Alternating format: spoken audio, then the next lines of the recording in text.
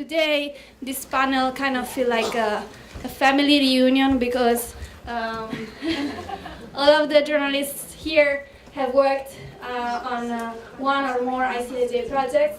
Ritu sitting next to me, she's one of the founding members of ICIJ. So our session today is about following the money, which is one of the oldest mottos that journalists have been following. And just to, I don't know if you were at the plenary session this morning, you know, our colleagues there were talking about fighting back. And so I think this is one of our ways to fight back by doing our job, basically. You know, everywhere in the world, corruption, fraud, as well as minor violations like antitrust violations, tax evasion, tax avoidance, these are becoming, you know, they are common to many countries. And in some countries you do have prosecution data that allows you as a journalist to track you know, those who commit the wrongdoing. In some others you don't. But anyway, what's common to all of us is that no matter the documents or the records that are available out there, we can use any kind of sources and interviews or any of our skills, as well as our colleagues in other countries, to continue to find the truth. And so the journalists who are here today will talk to us about how they have uncovered some great stories, how they are trying to find, you know, the truth again, and especially in an era where businessmen become politicians and politicians act like businessmen. This is a very relevant panel, I think, and I hope that you will all learn from them. And after their presentations, there will be a Q&A, so obviously you will be able to ask questions. And I hope that this will also continue after the panel is over. Obviously the conference has just started, so take this as a chance to meet each other, talk to each other, exchange information, tips and advice. So I will just start to introduce them. The first speaker will be Wahyu Dhyatmika. He's the editor-in-chief for Tempo's online magazine. Tempo is one of the most prestigious Indonesian magazines. And he's also in charge of the investigative team. We also have Ritu Sarin here, an executive editor at the Indian Express. She also is in charge of the IT team there, and a veteran journalist. We have Boyoung, she's with Newstapa, a reporter, and also one of the organizers of this conference. So thank you so much for this, because you've been working so hard in the past few weeks. And then Yasunomi Sawa from Japan, from Kyodo News. He's a senior writer with the in-depth reporting team for the Japanese news agency. So our first speaker is Wahyu, and please go ahead. Thank you, Scilla. Good morning, everyone. It's always an honor to share experience stories in this forum. I will be very brief. I'm going to share Tempo's story with collaboration with over 90 media across the world in a project called Paradise Paper. It was released last year in November. I should mention that Scilla Alecci, she's also a big part of the Asian story. She's the Asia coordinator for ICIJ. And so in the process of doing this story, we had a meeting back in Jakarta a couple of months before we launched, and almost all of us here, except for Boyoung, I guess there's someone else from Newstapa was in the meeting while we're preparing this story. So I have 10 minutes, right, Scilla? Yeah, 10 minutes more or less. I just would like to share briefly, and then we have time for discussions.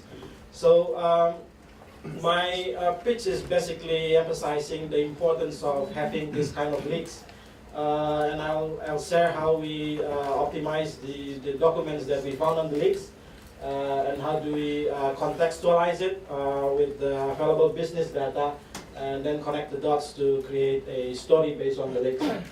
So these are we had approximately 200 names on the Paradise Papers. This, for your information, is the second biggest leaks after Panama Papers. So right after Panama Papers, Süddeutsche Zeitung, the German newspaper, received another trove of leaks. This time a little bit less, 1.4 terabytes. The Panama Papers, if you remember, was 2.6 terabytes. And this one is coming from a firm called Appleby, and it has also 19 registry from 19 different tax haven countries, mostly in the Bahamas Island in Latin America. So in that list, we found 200 names in 15 companies. These are the three most prominent ones. Tom Lembong is the head of Indonesian Investment Board. He used to be an investment manager before he became minister. Sandiaga Uno is now running for vice president. He just resigned as the vice governor of Jakarta. And Rusdi Kirana is a prominent businessman who owns a big airline, and now also serves in the government as the ambassador for Malaysia. But the biggest catch was the family of Suharto. This is the former president of Indonesia for the longest serving. He was in power for 33 years. And leaks revealed some of the dots, some of the connections that were hidden before the leaks was enable us to get a more closer look into their web of wealth and power. So what first that we do is find in the context of the names of that we found on the leaks. We have to research the companies, what are the cases involving them. We have to dig up some old cases involving those names, because the leaks itself was spanning quite a long period of time. It was documents from back in the 50s into the late 90s. So we have to really careful in making sure that we got the right context for each of the leaks. But however, we also didn't get it all. Some of the trail or dead ends. There was some cold trace that we cannot found. There are shadow people, I call them. We found the names of a brother of the current minister for state-owned enterprises, and we just cannot find any link that can connect him with any relevant illegal case. We have a property tycoon that currently serves in jail for bribery, and the documents that were found inside Paradise Paper were nothing in relation with the current case that he was facing. And there's a doctor. This one, it was a big story in Japan. Maybe Yasu will also tell stories about this one. There is a medical device company based in Japan who sells shares to doctors around the world. And there's one doctor from Indonesia who was also found in the documents. But we also cannot really get confirmation from him, so it became a dead end. And there's also a case where a regular lecturer in South Sulawesi received hundreds of millions of dollars from a UK-based company. We suspect this one is a money laundering scheme, but since you have to remember this is a leak that coming from a very secretive company, that most possible that the cases related to those leaks were never found in any public documents before. So we keep this as in our to-do list, and somehow maybe in the future we'll be able to unearth these stories. So these are the documents that I mentioned earlier. This is the documents that shows how those names were connected to companies outside of Indonesia, usually involving shares or money transfer via banks and corporate ownership. However, we did find some interesting insight from the documents. This is one that we found involving Rusdi Kirana, the owner of Lion Air, a big airline. in 2014, the company decided to branch out from airline and creating an aircraft leasing industry. But no one really knows that they apparently use offshore companies allegedly to avoid tax for those aircraft leasing. These are the documents that we found using nominee, so it confirmed that Rusdi Kirana is the beneficial owner of those company that he confirmed, stating his signature saying that he used nominee to be the owner of that company. He declined to comment on the story, but we did publish a story on that.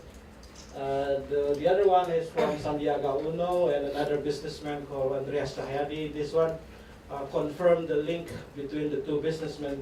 Sandiaga now has already faced some police investigation into the case, although we haven't heard any much progress from the police in the last few months.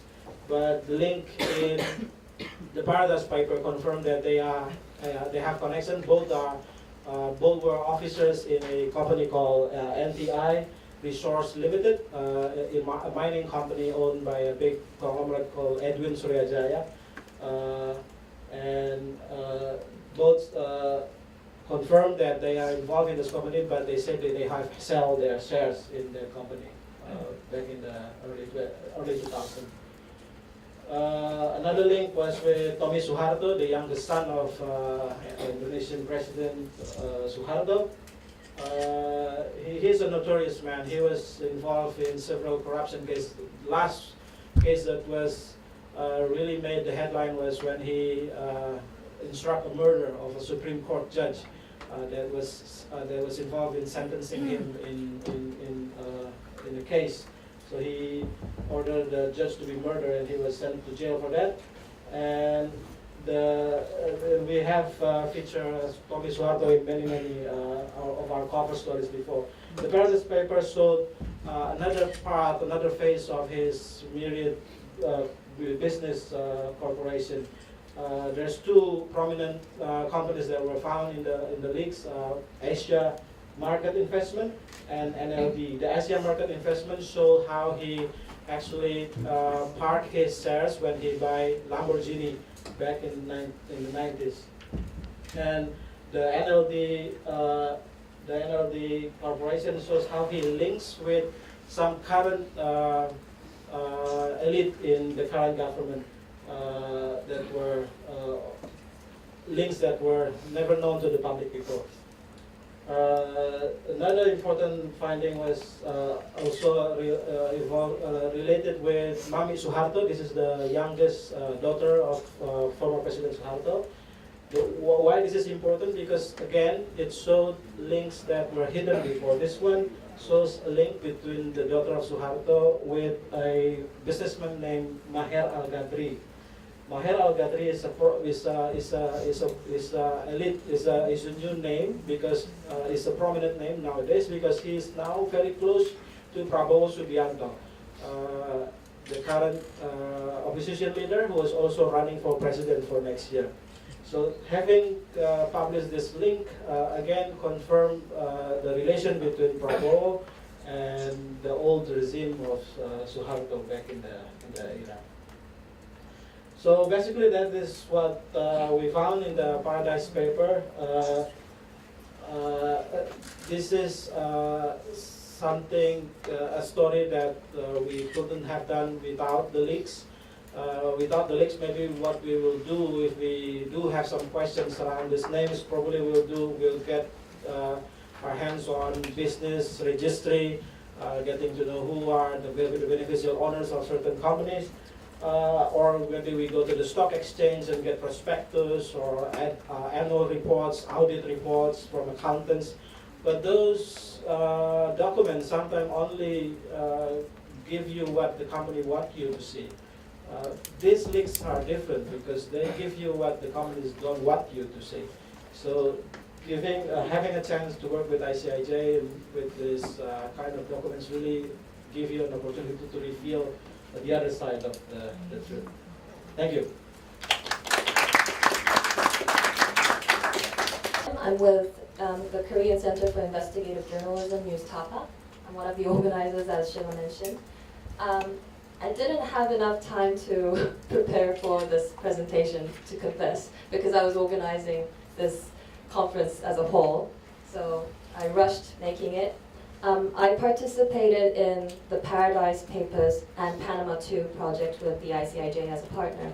And since our partners, our panels here today, know more about the Paradise Papers and Panama Papers, I prepared a different story, collaboration with OCCRP in 2017. So what I'll talk about.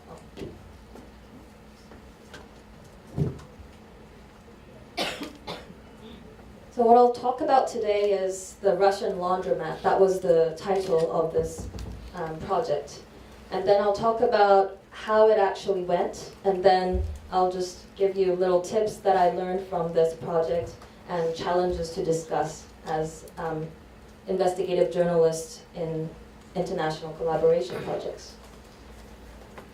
So the story was called The Russian Laundromat because it was a very big sized Russian money laundering scheme.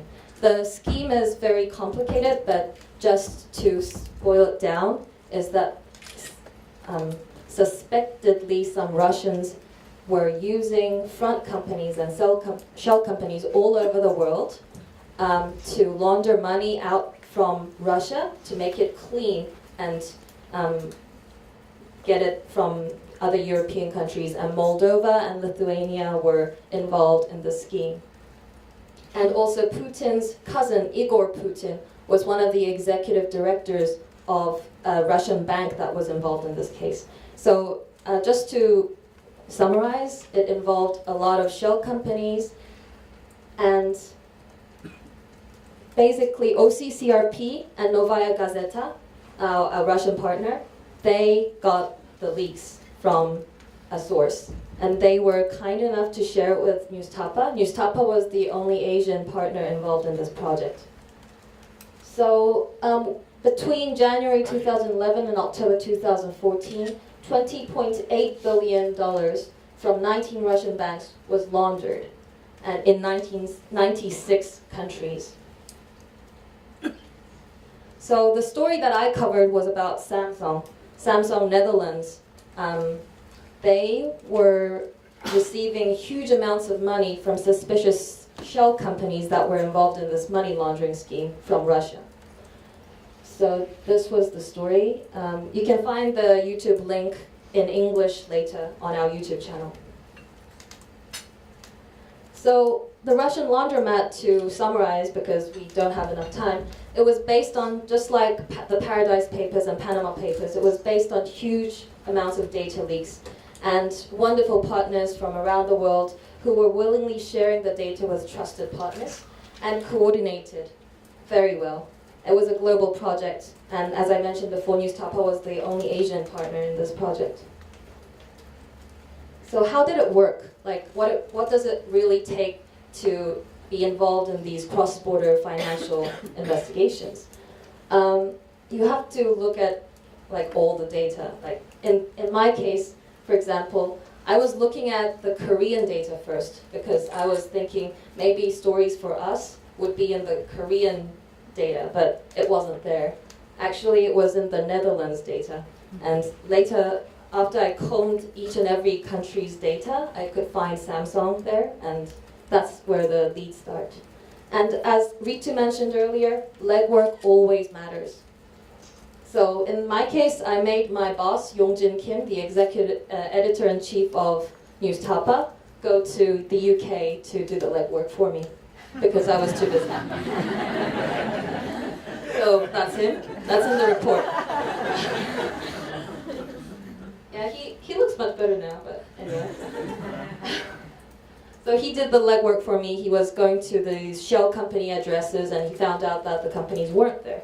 And in the meantime, I was talking with Samsung Netherlands in Korea, and I tried to contact them many, many times, but they tried to avoid me. And they even got rid of their fax number. It's in the document. Like 1 week I was calling them, is this your fax number? And they said, yes, that's correct. And I sent them multiple faxes, and they didn't reply. So the next week I called them, is this fax number correct? And they said, we don't have a fax anymore. So that's the length that they would go to avoid Newstapa. And well, we're not really in a good relationship with Samsung. So one of the things I think is really important in these cross-border investigation projects is sharing what you find with your partners. Like, be sure to share what you find with your partners, because in this case, I shared that with our partners involved in this project that I found Samsung Netherlands in the Netherlands folder. And that notified our Netherlands partners, and they also covered part of the story and mentioned it in their story, so we could kind of collaborate a bit more by sharing the information. Then what are the tips and challenges? What do we need to keep in mind when we're involved in these projects, and what do we have to discuss for future projects? You have to keep looking. You never know where you may find your lead. In my case, for example, as I mentioned, don't just look at your own story. Try to look everywhere, and there might be some story related to your country in a different country's data or other areas. And this is very important. You have to be very diligent to meet the deadlines, because this is a coordinated investigation, and it's a promise between partners. So if partners or the coordinator like Scilla is asking you to share something or have a meeting sometime, even if you're very busy, you have to try to keep the deadline. And Scilla, sorry, I couldn't meet some of them, but I'll try in the future. So. Yeah, and sharing makes this whole trust and partnership possible. Sharing makes trust, and trust makes other sharings in the future.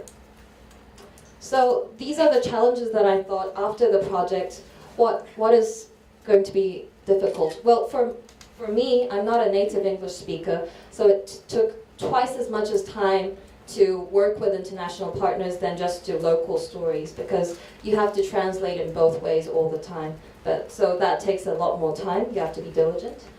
Another thing I recognized was that whenever I first got the data from OCCRP, I was very, very frustrated, because it was a huge set of bank transfers all over the world, a huge, huge data set, and I didn't know where to start.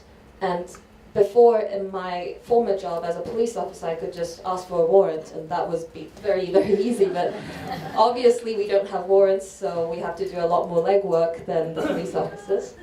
And dealing with a company that hates you, in this case, I'm not sure if you're familiar with the journalism landscape in Korea, but Samsung is a very big advertiser for most of the mainstream media in South Korea. So they have big control over stories. They can make some newsrooms retract their stories. So Samsung, in this case, was very tough to deal with. So that's one of the things, some of the things that I thought were worth mentioning, and thank you very much for listening to my presentation. In the Panama Papers, and I will in fact go a little bit deeper into how to connect the dots, and I'll be giving some specific story examples for that. There are 3 or 4 chairs here. If someone in the back want to come and sit. Now, this first illustration and the one after that, in fact, is just for shock value. It's just to let you know, to give you an idea of the complex nature of transactions I and my team in the Indian Express have handled with the Paradise Papers. As Wahyu said, the Panama Papers was larger in terms of terabytes, but in terms of number of documents, am I right? Paradise Papers was bigger. So in terms of number of documents, it was the largest leak ever. And if you just have a look at this story my colleague has done as part of Paradise Papers, you will see the layers and layers that we have to map, which of course the 2 companies involved in India have led and gone into umpteen number of offshore transactions and offshore companies they have set up in various jurisdictions. to obfuscate, to evade tax, whatever be their reason. So I'm not really explaining this story, but this is just to give you an idea of how difficult it gets. All this mapping has been done by us as part of the investigation. Now, this is a story I did recently, and this is, I'm citing this because it's a non-leak story. It's not even an international collaborative story, but I have picked this to talk to you all about it because it's a very simple story that combines things that we as journalists often have to coalesce and marry and match into one fabric of a story. So in this case, it involves a confidential document, information received through the right to information, and also information that is in public records, that is in India, it is the registrar of companies. So I just thought this is a nice story to talk about. Let me tell you about it. This was some diaries of alleged kickbacks that had been received from the Sahara company, the big industrial house. And the matter went to Supreme Court. Eventually the Supreme Court, which is the apex court, threw the case out, saying that the diary is not admissible evidence.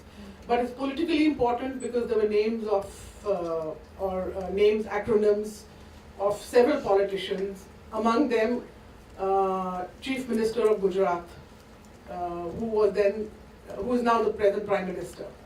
So the diary dated to the time when he was Chief Minister. So it was a political hot potato.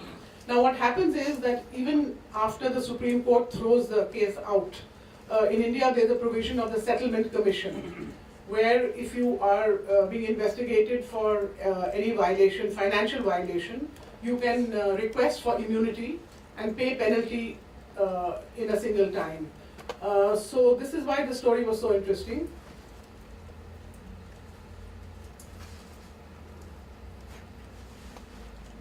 Okay, let me just. So what happens is, I managed to get the final Settlement Commission order, which is a confidential secret document, which is not available for journalists or available for anyone. And when I got hold of the document, it's just about the final order that Sahara got. Sahara is the name of the company. It showed that while the average time of settling any settlement before the Settlement Commission is about 15 months to 18 months, this case was settled in 3 months, which is record speed. It also showed that the penalty which was initially sought by the income tax on Sahara before they went to settlement was 2,700 crore rupees. And what the Settlement Commission finalized it at was just 137 crore rupees. So it was obviously done in a rush, in unprecedented speed, and these facts, circumstantial evidences speak for themselves, and we journalists know that. Besides putting out this story, which was an exclusive, and as I told you, Settlement Commission orders are not available, we also filed a request before the RTI, that is the right to information. And in the RTI reply, the department was forced to admit that yes, this was the fastest disposal of a case they have ever done. We also then went through ROC records, that is Registrar of Companies, which showed that the claims that Sahara has made before the Settlement Commission and in their ROC records is 100 times divergence. So I'm just trying to give you an example of a money trail where you have to coalesce, you have to marry different kinds of information, some of which is confidential, some of which is not. Okay, this is a Panama paper story, very interesting. Panama 1 and Panama 2. So we found a link of the story in Panama 2 also. How many of you have heard of Dawood Ibrahim? Yeah, so I would think he's one of the most wanted men in the world now, allegedly living in Pakistan, and he's a big guy, big wanted man. And the Panama Papers had revealed a link of among 17 offshore investments made by an aide of Dawood Ibrahim by the name of Iqbal Mirchi. And we have also earlier, many years ago, had access to some secret dossiers in which there has been a hint that he has made offshore investments. And some companies have been made in, let's say, a dossier of the Enforcement Directorate. And there was one company that was mentioned was Country Properties. Now, out come the Panama Papers, and sure enough, Country Properties is mentioned as one of the offshore companies that Iqbal Mirchi has set up. Just to give you the background, Mirchi was arrested by the Scotland Yard in 2013, and he died in London in around the same time.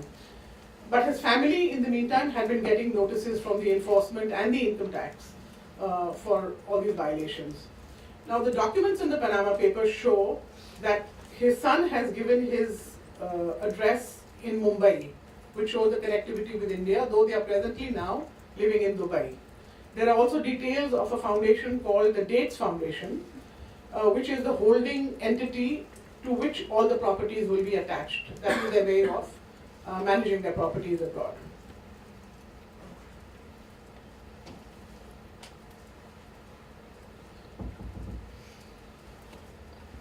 Interestingly, there was also a mini leak that we finished in April this year. In the course of 1 month, the ICIJ and its partners, Panama Papers 2. And Panama Papers 2 showed, it was amazing, it showed what was going on inside Mossack Fonseca after Panama Papers 1. It showed the panic, it showed how they realized that their due diligence norms were extremely lax and poor. And among the companies whose internal wranglings were revealed, again, were the companies owned and set up by Iqbal Mirchi and his family members. So in the case of Iqbal Mirchi, Panama Papers 2 showed that the family tried to rejig, they tried to reassess and they tried to rejig their holdings in these companies.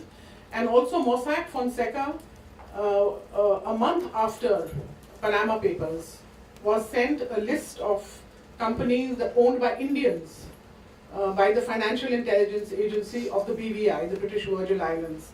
And sure enough, Country Properties figured. So even Panama Papers 2 linked to the story we had done in Panama Papers 1.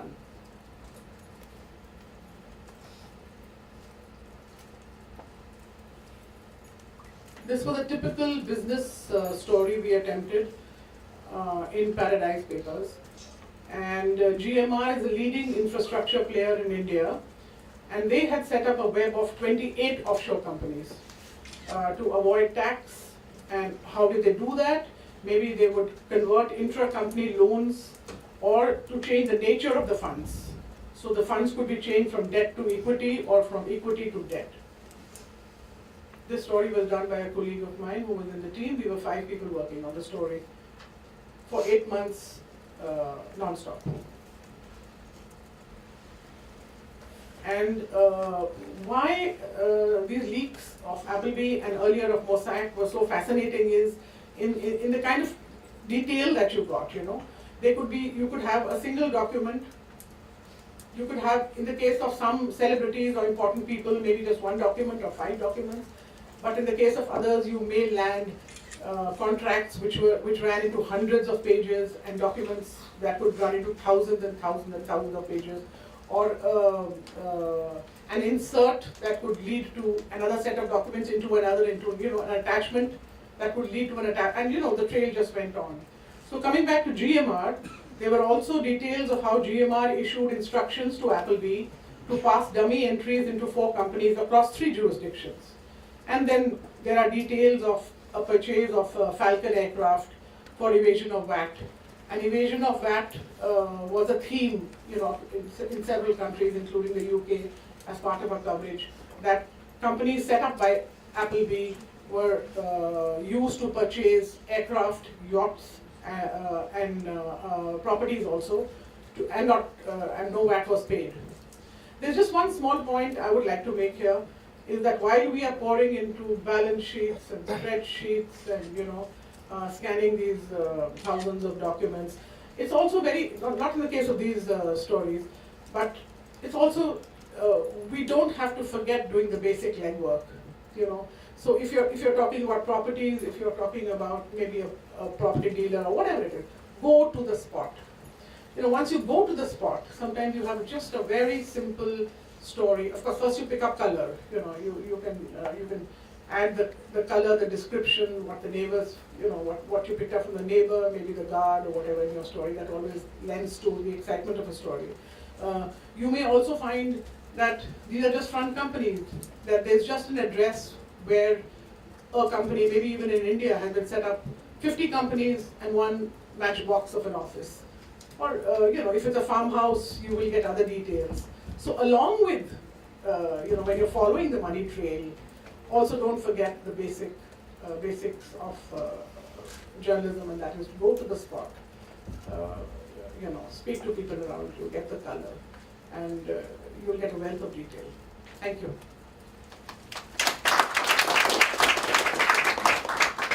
Let me speak and share my experience in joining this kind of project. And apart from my colleagues here, I would like to share my experience to team up inside Japan. These projects are very good international projects, as well as an experience for me to team up with my rivals in Japan as well. So what if I began? That's the same as you, but those Scilla there already. I've got an email from her, very fluent Japanese. She's an incredible Japanese speaker. Approval for your team, I care to you. But at this point, I can't tell what it's about.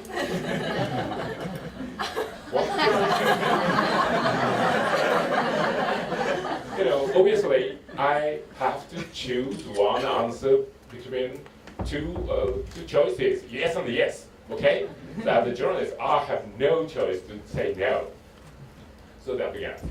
This guy is my strongest rival in Japan, Toshi Okayama. He's really, seriously, he's great. He's been working, unlike me, he is an expert of investigation, and from Asahi Shimbun, national newspaper with 6 million circulation, the toughest guy. Really, really strong. But we made this. And that's the Japan team. And as a man, this is a kind of, how to say, the low with jungle. We have to collaborate with each other. So I worked with him. Oh, I apologize.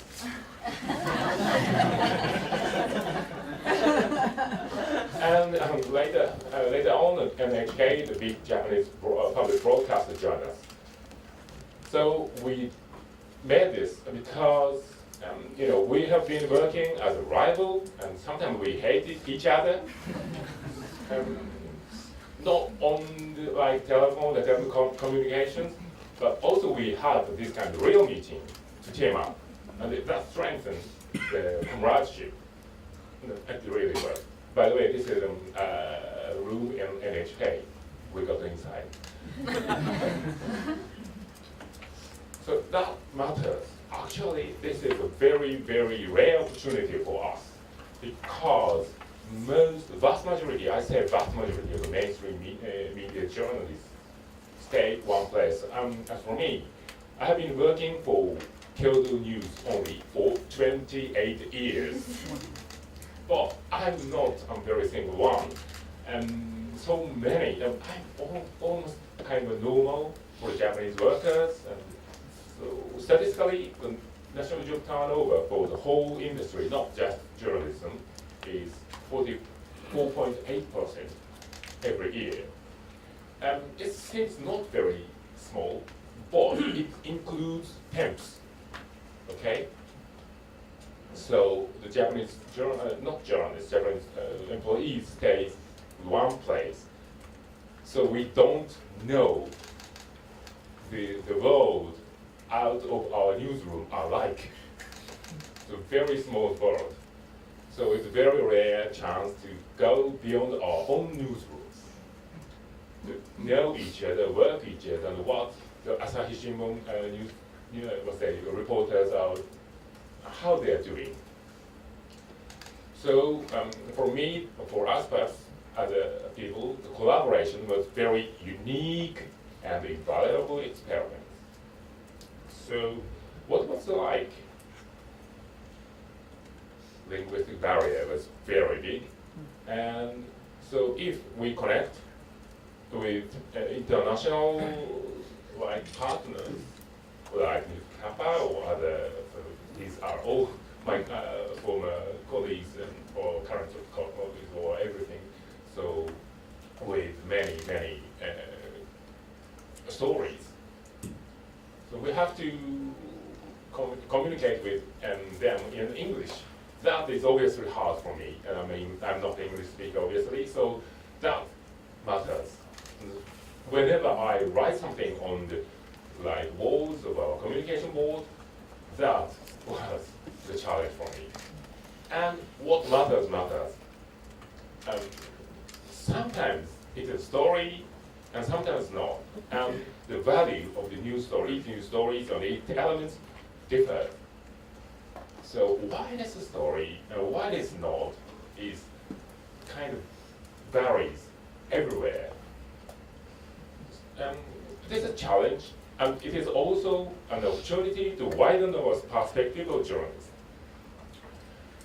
And so for Japanese journalists, it's always a challenge to find out a good source, and especially the not in authority, they are very unwilling to speak out in public. For example, like most of my colleagues had experience to get vox populi on the street, have a question. This is very hard in Japan. People don't want to say on camera, on the microphone, or on the notebooks, and oh, I'm not in the position of that kind of thing. When I was working in New York, it was extremely easy. People are very willing to speak out and be quoted. And in Tokyo, so people are almost all like camera shy, and they're very much unwilling to be in public. So that was what I found in the collaboration with my colleagues abroad. And finally, the public documents. I don't know what to expect in the Japanese transparency is like, but public documents are relatively scarce in Japan. So that was a big challenge for us to dig out the truth and track the money flow. For example, in the course of Paradise Paper document, we got the Hong Kong court record related to a subsidiary of telecommunication giant KDDI in Japan. So we are very grateful. Karen is here. No. I'm here. Oh, thank you very much. I express my best gratitude for you. He worked with us from Hong Kong 01, and now she's working for South China Morning Post. She got the court document for us from the Hong Kong court. However, this doesn't happen. The Japanese court system does not allow public to get on photocopy. They allow us to have a look. That's just it. You can look at our document, but you cannot photocopy it. So we have to handwrite that. It's very low tech. But sometimes we can type it in slightly high tech. But it takes time. It sometimes causes mistakes, a misspell, and it's very bad. And the criminal court does not, basically, technically they do, but practically they do not allow us to have a look. Even have a look is prohibited in Japan. Almost technically okay, but practically we are not allowed to inspect the criminal court document.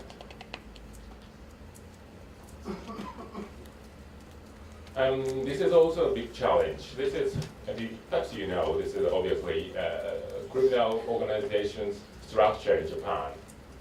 A guy in the Panama paper was connected to a front allegedly from company of this guy. So how we can prove that if they are connected? We need a public document. We need authorized document, but there was nothing to be disclosed. So we had to rely on the secret source, disclose something like relations under the condition of anonymity. So we had to do that, but it made our story vulnerable once it was legally challenged. By the way, so why do you have this? This is from US Department of Treasury. The Japanese government does not disclose this kind of chart. So many challenges, many findings, many good experiences, we have done that, but this is great. We still have some public documents, and basically Japanese investigative reporters rely on these kind of documents. And we are of course open to further collaboration with our colleagues in this room and others alike. So what is the achievement? The massive impact, of course, and we collaborated and we made a wave of stories. And as I told you before, it is a great opportunity to go beyond newsrooms. So we knew many things from my rivals or former rivals or colleagues. And of course, we went beyond borders with international colleagues. And we learned a lot from my colleagues. And it really, really made a difference. So that is what I'm with you. Thank you.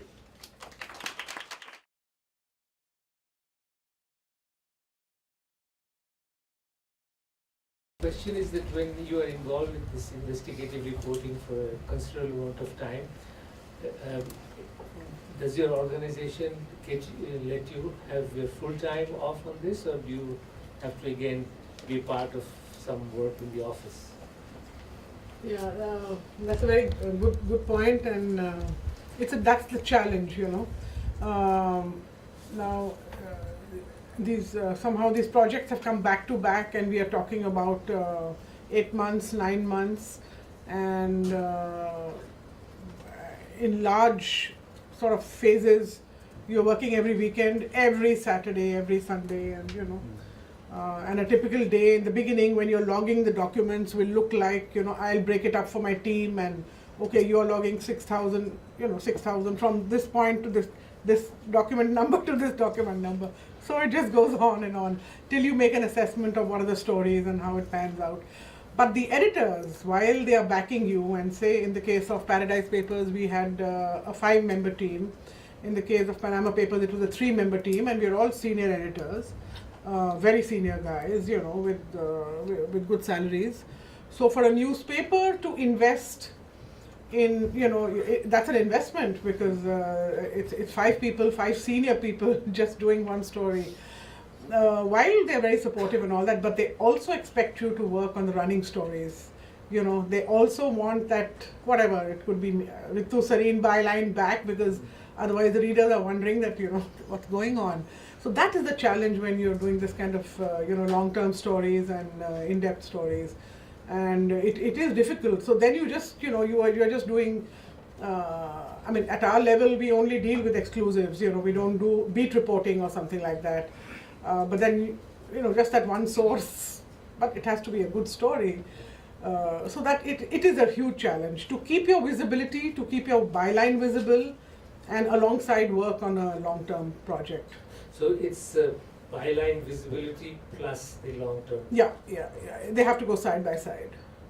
And at least in the Indian Express, we have a system where, you know, we have some, every month we have to write, we have to send, there's some listing of what you do. So you can't have that blank month after month.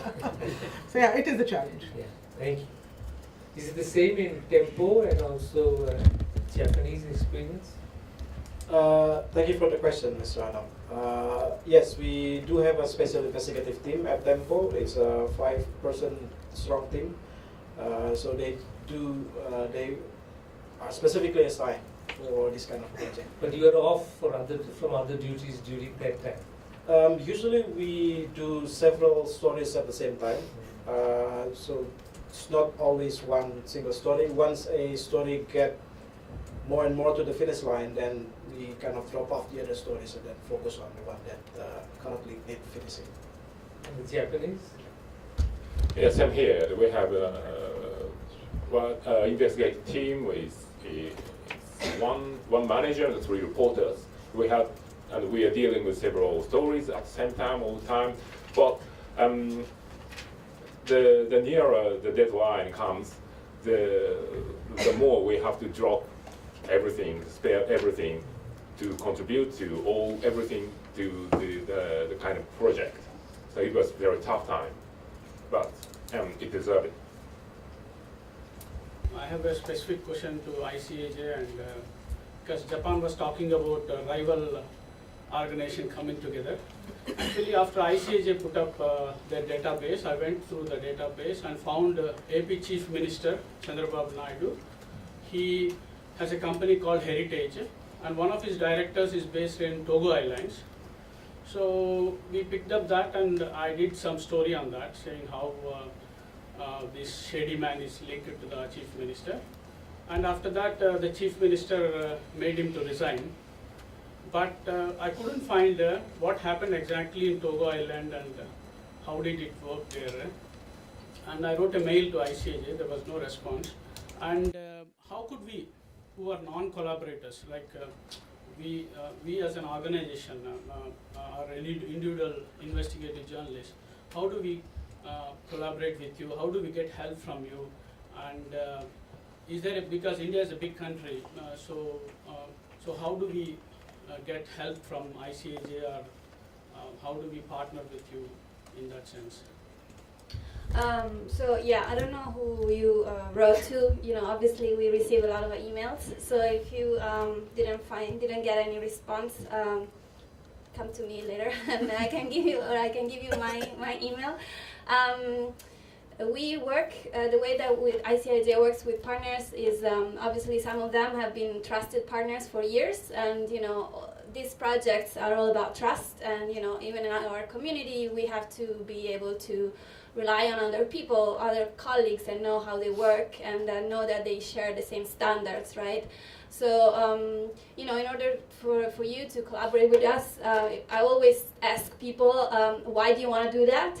Is it because the ICIJ is a brand, or actually because you have a project? If you have a project in mind, global collaboration, just email us, and that would be great, you know?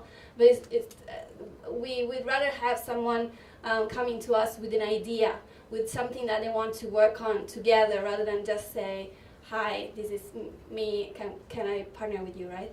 So so that's one avenue, basically. There's no one answer, but that would be the best way. So just by starting to work together on something concrete, rather than, you know, an idea. Thank you. Sure.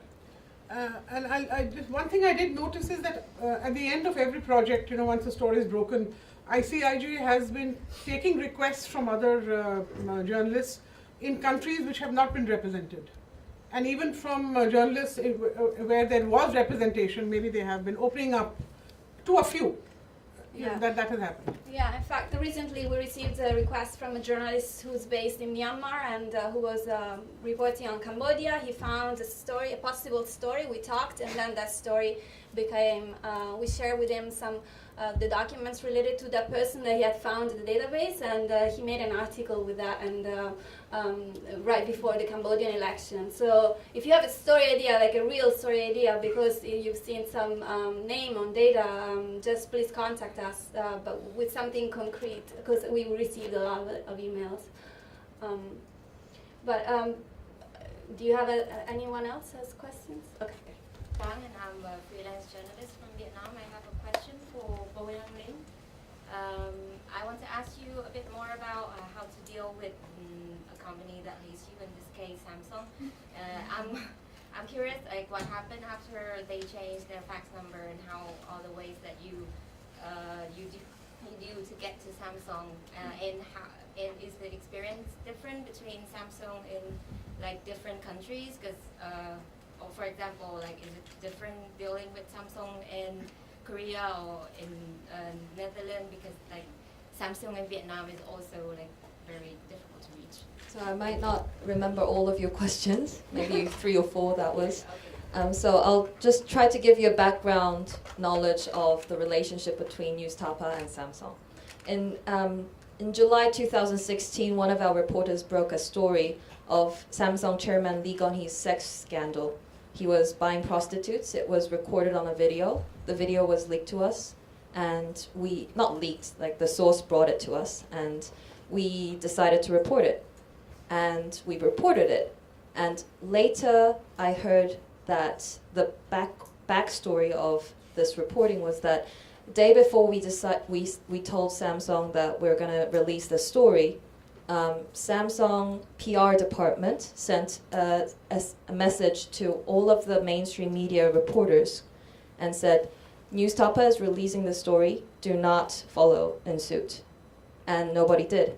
So, well, we still released that story alone, and it was only very vibrant. It went viral on Facebook and Twitter, but no other mainstream media followed and reported on that story because of their relationship with Samsung as an advertiser and a revenue stream. So that's the background information. To answer your other questions on Samsung Netherlands and Samsung headquarters, I did contact both of them.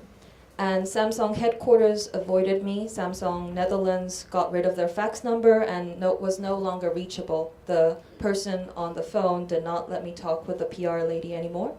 And Samsung did not respond in any way. And it's this very hierarchical structure. They have a very strong central control over all of their branches worldwide. So does that answer your question?